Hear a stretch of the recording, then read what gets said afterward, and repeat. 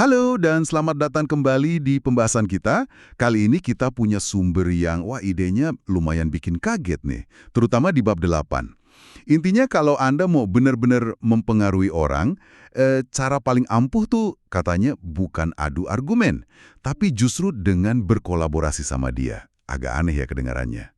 Iya, awalnya emang kedengerannya kontraintuitif ya. Kita mikirnya persuasi itu ya soal debat, logika, data gitu kan? Nah, iya kan? Tapi bab ini nunjukin kalau tindakan kerjasama sekecil apapun itu bisa ngeruntuhin tembok kita vs mereka. Dan ini katanya bisa bikin lawan bicara kita itu malah meyakinkan dirinya sendiri. Betul, dan disitulah letak kekuatannya. Bab 8 ini ngebahas psikologi di baliknya. Gimana naluri kita buat bikin kelompok? Kelompok kita dan mereka itu ya. Iya, justru naluri itu bisa dibelokkan lewat kolaborasi. Dan efeknya, seringkali lebih awet daripada kita menang debat doang. Oke. Menarik nih. Misi kita hari ini berarti membongkar rahasia persuasi yang kesembunyi di balik kolaborasi ini ya, langsung dari bab 8 sumber Anda ya. Siap, mari kita bedah. Oke, kita mulai dari dasarnya dulu deh. Kenapa sih kolaborasi ini bisa punya kekuatan persuasi yang sedahsyat itu? Sumber ini kan nyebut soal penelitian klasik, Henry Touchfeld itu ya, soal paradigma kelompok minimal. Ah, iya. Touchfeld. Itu studi yang nunjukin betapa gampangnya kita pilih kasih ke kelompok sendiri. Bahkan kalau kelompoknya dibentuk acak banget ya, cuma gara-gara milih lukisan abstrak mana gitu. Persis. Cukup dikasih label kelompok A atau kelompok B, otomatis kita cenderung mikir kelompok kita lebih bagus. Nggak rasional sebenarnya, tapi ya gitu. Nah, terus hubungannya sama kolaborasi gimana? Nah, disinilah intinya. Kolaborasi itu kayak obat penawar buat mentalitas kita versus mereka tadi. Ketika kita, entah terpaksa atau sukarela, kerja bareng sama orang dari kelompok lain. Misalnya di kantor, atau jadi tetangga baru gitu ya? Bisa, atau bahkan cuma ngerjain tugas kecil bareng. Nah, saat itu terjadi, persepsi kita mulai goyah. Orang yang tadinya mereka, pelan-pelan jadi bagian dari kita yang lebih luas. Batasannya jadi kabur. Oke, jadi ada pergeseran identitas kelompok. Dan ini, kata bab 8, yang memicu self-persuasion, persuasi diri. Tepat sekali, ini krusial banget. Persuasi diri. Bisa dijelasin lagi nggak? Maksudnya persuasi diri itu gimana? Gampangnya gini, orang itu jadi yakin bukan karena kita ceramahin atau kita kasih argumen bertubi-tubi. Tapi karena dia sendiri yang mikir, iya juga ya, prosesnya dari dalam dirinya. Gimana caranya kolaborasi memicu itu? Waktu kita kolaborasi sama orang yang tadinya kita anggap beda atau negatif, kita kan jadi ngelihat dia secara langsung. Kita ngobrol, kerja bareng, ngelihat perilakunya. Mungkin kita mulai mikir, ternyata orangnya nggak kayak gitu ya. Atau, wah, pandangan gue soal kelompok mereka kayaknya salah nih. Jadi pengalaman langsung itu yang bikin dia mikir ulang. Betul, pengalaman kolaboratif itu ngasih data baru ke otak kita. Dan kita, untuk mengurangi rasa nggak nyaman, karena pandangan lama kita keliru, akhirnya meyakinkan diri sendiri buat berubah.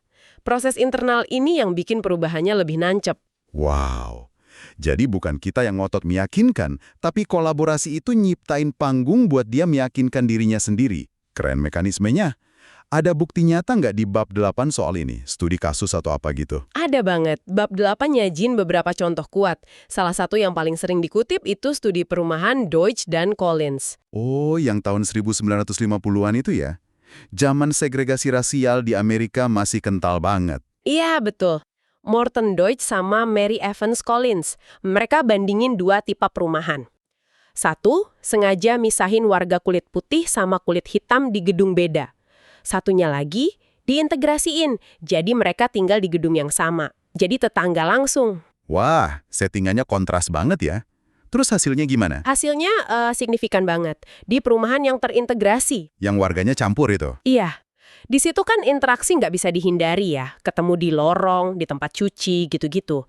Nah, di situ terjadi perubahan sikap yang jelas pada warga kulit putih terhadap tetangga kulit hitam mereka. Mereka jadi lebih positif. Menarik.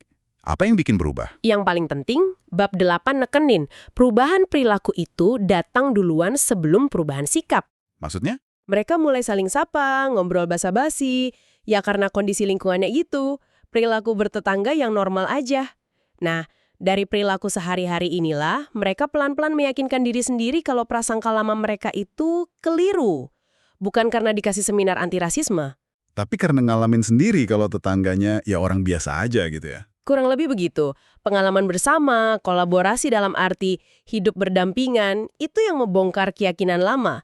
Bahkan keyakinan yang udah mengakar kuat kayak prasangka rasial. Ini benar-benar nunjukin kekuatan situasi ya. Konteks itu penting banget. Banget. Dan prinsip ini menurut Baban 8 juga bisa menjelaskan fenomena yang lebih modern.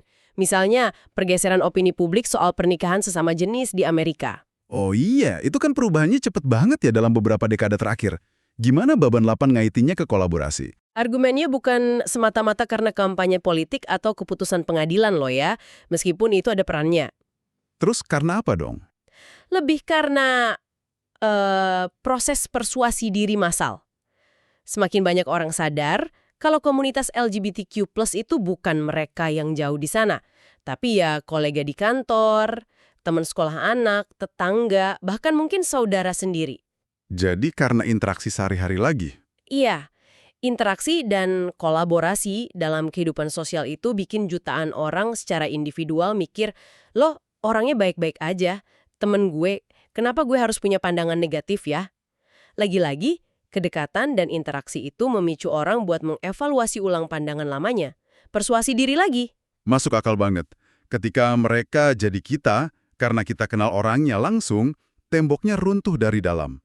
Prinsip ini berlaku juga nggak sih di dunia, katakanlah, marketing atau bisnis? Oh jelas, bab 8 ngasih contoh bagus banget nih. Kampanye Pepsi buat Super Bowl. Super Bowl, yang halftime show-nya biasanya heboh gitu. Iya, waktu itu Pepsi sponsorin halftime show-nya Beyoncé. Nah, agensi penulis buku ini, Mechanism, punya ide. Bukan iklan biasa. Bukan.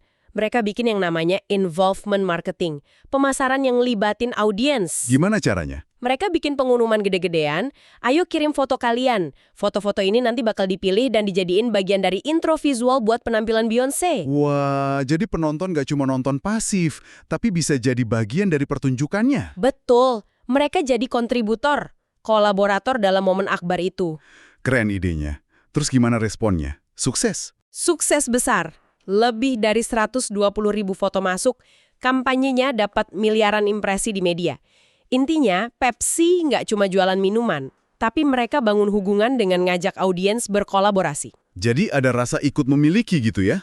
Persis, rasa keterlibatan itu yang bikin loyalitas merek naik secara organik. Orang jadi ngerasa dekat sama Pepsi karena mereka udah jadi bagian dari pengalaman itu. Ini contoh nyata kolaborasi sebagai alat persuasi dan bangun hubungan. Oke. Jadi dari studi perumahan zaman dulu sampai kampanye Super Bowl modern, benang merahnya jelas ya. Kolaborasi itu ngerumbak kita vs mereka dan micu persuasi diri. Sekarang, pertanyaan praktisnya nih. Gimana kita, Anda semua yang dengerin, bisa nerapin ini sehari-hari? Bab 8 kan ngasih beberapa teknik ya? Iya, ada beberapa teknik spesifik yang dibahas. Salah satu yang paling terkenal itu namanya efek Ben Franklin. Ah, Benjamin Franklin. Ini cerita soal dia minjem buku ke rival politiknya itu bukan sih? Betul banget. Jadi ceritanya, ada legislator lain yang terang-terangan nggak suka sama Franklin. Nggak pernah mau nyapa duluan, sikapnya dingin. Terus Franklin ngapain? Nggak mungkin kan dia traktir makan siang? Justru nggak. Franklin dengar kalau si legislator ini punya koleksi buku langka yang dia banggain banget. Jadi, Franklin nulis surat.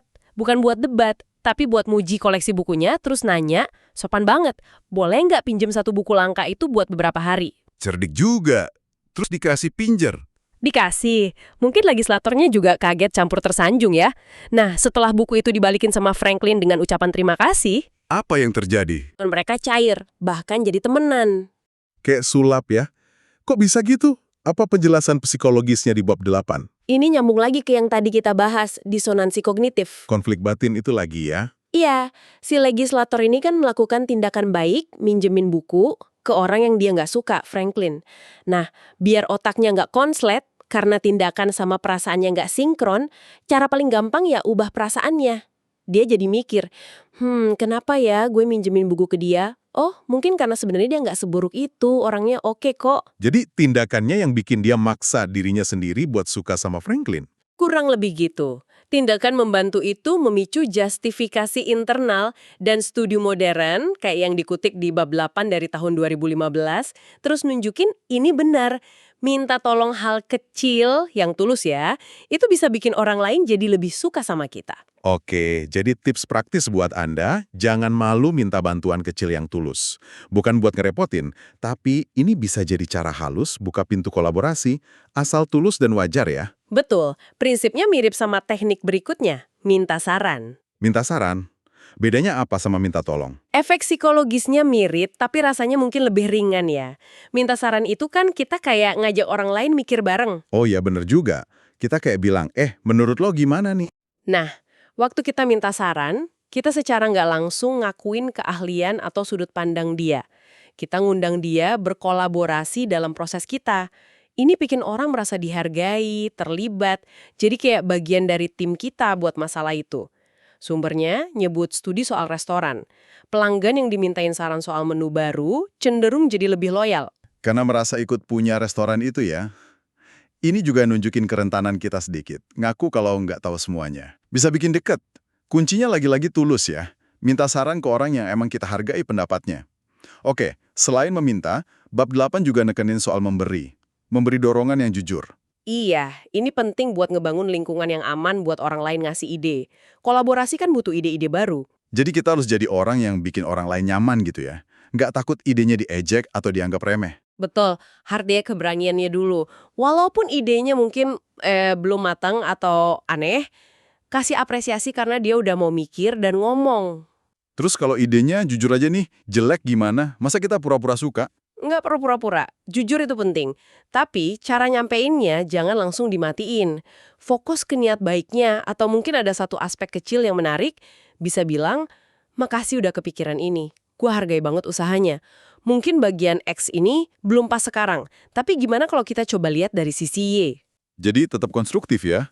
Tujuannya biar dia nggak kapok ngasih ide lagi di masa depan. Persis, jaga semangat kolaborasinya itu sendiri. Jangan sampai sekali idenya ditolak mentah-mentah, dia jadi malas kontribusi lagi. Poin bagus banget.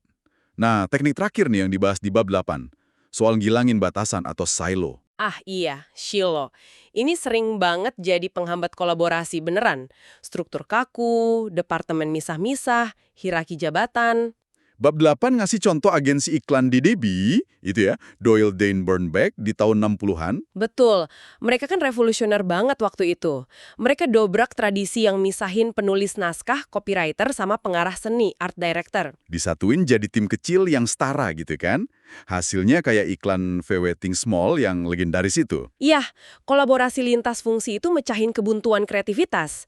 Nah, prinsip yang sama juga diterapin di agensi Mekanism, tempat penulis buku ini kerja. Gimana caranya di Mekanism? Mereka pakai pendekatan writer's room, kayak di ruang penulis skenario komedi gitu. Semua orang di ruangan, nggak peduli jabatannya apa, didorong buat nyumbang ide. Bahkan ada cerita soal anak magang ya, yang idenya dipakai. Iya, Richard Christiansen namanya. Masih intern, tapi idenya brilian ya. Akhirnya dipakai buat kampanye gede. Ini nunjukin kalau Alah, ide bagus bisa datang dari mana aja. Nggak mandang jabatan atau departemen. tepat, pola pikir kolaboratif sejati itu ya gitu. Nggak terkungkung sama kotak-kotak formalitas. Bisa ngelihat potensi kontribusi dari mana aja. Oke, jadi jelas banget ya, setelah kita kupas bab 8 ini, kolaborasi itu bukan sekedar kata keren. Ini mekanisme persuasi yang dalam banget, main di level psikologis, nguruntuhin kita versus mereka, ngubah lawan jadi kawan satu tim. Dan yang paling kuat, micu orang buat meyakinkan dirinya sendiri. Itu bentuk persuasi paling mantap. Kita juga udah lihat cara-cara praktisnya, berani minta tolong atau saran yang tulus, Jadi pemberi dorongan yang suportif, tapi tetap jujur. dan mikir lebih terbuka, lewatin batasan-batasan formal. Betul. Jadi, buat Anda semua, apa artinya ini? Mungkin coba deh, lihat interaksi sehari-hari. Di kantor, sama tetangga, sama keluarga. Ada nggak peluang buat nyiptain momen kita di situ? Bukan aku versus kamu. Mungkin sebagai penutup nih ya, kekuatan terbesar kolaborasi itu seperti yang tersirat di bab 8, ada di sisi kemanusiaannya. Waktu kita milih buat kolaborasi, kita itu secara nggak langsung ngakui nilai orang lain. Ngasih sinyal, hey, kita di sisi yang sama loh untuk urusan ini. Bener juga, fondasi buat hubungan yang lebih kuat ya. Nah, ini mungkin bisa jadi tantangan reflektif buat Anda minggu ini. Coba pikirin satu hubungan spesifik, profesional atau personal bebas, yang mungkin lagi ada jarak, atau salah paham, atau agak tegang gitu. Oke, terus? Berdasarkan obrolan kita dari bab 8 ini, bisa nggak Anda rencanain dan lakuin satu tindakan kolaboratif kecil minggu ini? Sekecil apapun. Mungkin minta pendapat dia soal sesuatu, atau nawarin bantuan tulus, atau sekedar ngakuin kontribusi dia yang mungkin selama ini Anda anggap biasa aja. Satu tindakan kecil aja ya. Iya, terus coba renungin, kira-kira apa ya dampak potensialnya kalau tindakan kecil itu berhasil Anda lakukan? Bisa jadi efeknya lebih besar dari yang Anda bayangkan.